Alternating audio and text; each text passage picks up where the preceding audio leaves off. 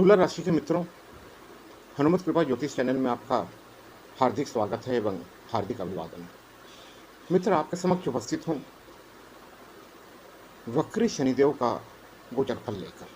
शनिदेव 13 जुलाई सन 2025 को वक्री हो रहे हैं और 27 नवंबर सन 2025 तक वक्री रहेंगे।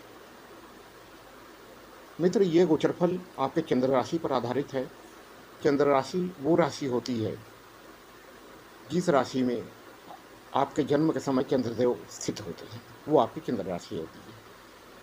यदि आप चंद्र राशि के अनुसार ये गोचर फल देखेंगे तो आपको ज़्यादा सही फलादेश की प्राप्ति होगी।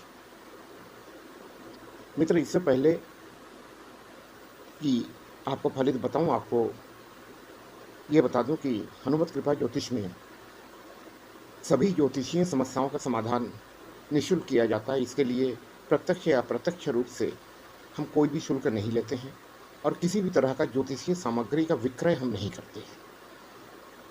तो इसलिए यदि आप किसी ज्योतिषीय समस्या से ग्रसित हैं तो चैनल के डिस्क्रिप्शन में मेल दिया हुआ है, वह आप वहां संपर्क कर सकते हैं या वीडियो के कमेंट में संपर्क कर सकते हैं।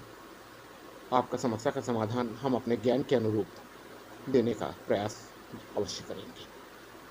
और दूसरा मित्र, एक आपसे प्रार्थना है कि कृपया चैनल को सब्सक्राइब और वीडियो को लाइक कीजिएगा। आपका ये समर्थन हमें बहुत आत्मबल प्रदान करता है, प्रेरणा देता है कि आपके समक्ष अच्छे से अच्छा कार्यक्रम लेके उपस्थित हों। तो चलिए मित्र,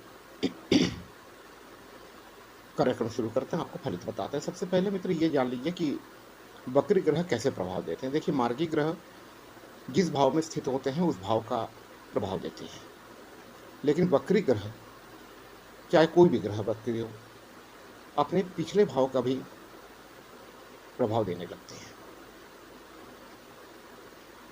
तो मित्र, शनिदेव आपके चतुर्थेश और पंचमेश होकर षष्ठ स्थान पर गोचर कर रहे हैं मीन राशि में, और षष्ठ स्थान पर ही वक्री होंगे। मित्र, शनिदेव का षष्ठ स्थान पर गोचर बहुत ही शुभ माना जाता है। बहुत ही उत्तम फल शनिदेव षष्ठ स्थान पर प्रदान करते हैं। एक तरह से मान लीजिए तो षष्ठ स्थान पर शनिदेव का प्रभाव एक राजयोगकारी प्रभाव होता है। अब मित्र, होगा ये कि षष्ठ के साथ साथ पंचम भाव का भी प्रभाव शनिदेव देंगे।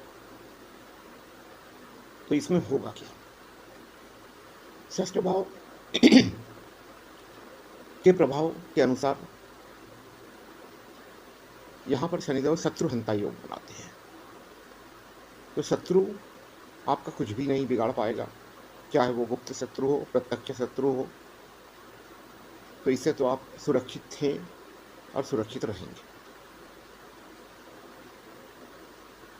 ऋण आदि की अगर बात करें तो हो सकता है कि अगर आपने कोई आवेदन किया हुआ हो तो वो आपके समक्ष आए कि आपका ऋण प्राप्ति का समय हो गया है, मतलब कि आपका सैंक्शन हो जाए लोन। लेकिन जब तक शनिदेव वक्रत्व अवस्था में है, अर्थात 27 नवंबर तक, तो कोशिश कीजिए कि इस समय अवधि में कोई ऋण न ले। दूसरी चीज कि किसी का भी गारंटर वगैरह मत बनिएगा, ना किसी को ऋण दिलवाइएगा, क्योंकि ये चीज आगे चल के आपका गले का फांस बन जाएगा। इसलिए इस चीज से सतर्क रहिएगा। व्यापार में आपकी वृद्धि होगी। अगर आप फॉरेन वगैरह के व्यापार से जुड़े हुए हैं तब तो अतिशुभ परिणाम आपको प्राप्त होगा। आय में आपकी वृद्धि होगी।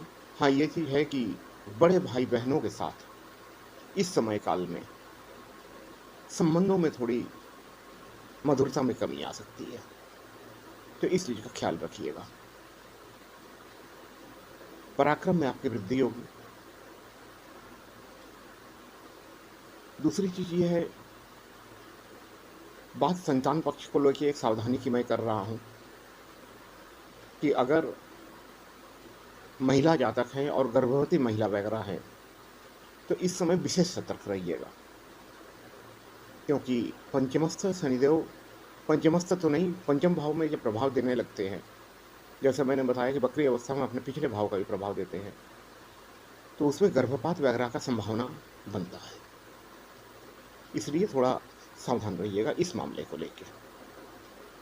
दूसरी चीज़ ये है कि संतान पर विशेष नज़र रखिएगा, उनका कुसंगति वगैरह में फंसने के संभावना बन रही है, पढ़ाई में मन न लगे इस ढंग का संभावना है, अगर संतान छोटा है तो इन सब चीज़ों के बारे में सतर्क रहिएगा। पराक्रम में आपकी वृद्धि होगी, आय में वृद्धि होगी, मैंने आपको बता ही दिया। भाग्य का साथ मिलेगा। अगर विदेश यात्रा के लिए इच्छुक हैं, वो इच्छा आपकी पूर्ण हो सकती है। वैसे इस गोचर काल के दौरान आपकी कई इच्छाएं पूर्ति होगी। जो काम आपके रुके अटके पड़े थे, उन कामों में पूर्णता आएगी, वो काम आपका संपन्न होगा। थोड़ा विलंब से होगा, लेकिन होगा। सामाजिक दायरा आपका बढ़ेगा, मित्रों का साथ मिलेगा, ये सब चीज़ें तो होंगी। केवल दिक्कत संतान भाव को लेकर हमें ज़्यादा नज़र आ रही है कि संतान पे थोड़ा ध्यान रखिएगा ज़्यादा। और इस गोचर को अगर और श्रेष्ठ फलदायी बनाना चाहते हैं तो हनुमान जी के शरण में रहिए, नित्य हनुमान चालीसा का पाठ कीजिए, हनुमान जी का दर्शन कीजिए, उनको नैवेद्य अर्पण कीजिए। ये गोचर आपके लिए श्रेष्ठ फलदायी होगा। मित्र, आपसे विदा लेने से पूर्व फिर से एक बार आपको याद दिलाऊंगा कि कृपया चैनल को सब्सक्राइब और वीडियो को लाइक कीजिएगा।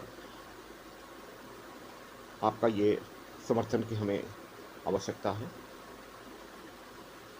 और ईश्वर से प्रार्थना करता हूँ कि आपका समय बहुत शुभ हो। आज के लिए यहीं तक।